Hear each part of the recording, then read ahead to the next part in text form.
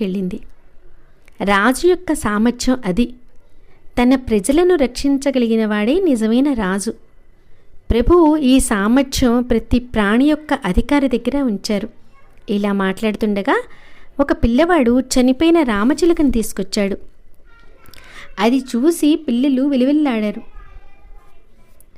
ప్రభు చూడలేక చనిపోయిన పక్షిని చేతిలో తీసుకొని ప్రేమతో నిమురుతూ, అరే బాలా, నీకేమైంది, లేచి గూటిలోకి వెళ్ళు, ఇలా అని ఆ మృత పక్షిని పైకి ఎగరవేశారు. పిల్లలు చూస్తూ ఉండగానే జీవించున్న పక్షిలాగే ఎగురుతూ తన గూటికి వెళ్ళిపోయింది. పిల్లలు ఆశ్చర్యచకితులయ్యారు. ఈ విషయం అంతటితో మరిచి మళ్ళీ ఆటల్లో మునిగిపోయారు. ప్రభు ఈ విషయం ఎవరితో చెప్పొద్దు అన్నారు. కానీ పిల్లలతో ఈ రహస్యం ఇతరులకు పాకిపోయింది. ప్రభుతో ఆడటం పిల్లలకి చాలా ఇష్టంగా ఉండేది.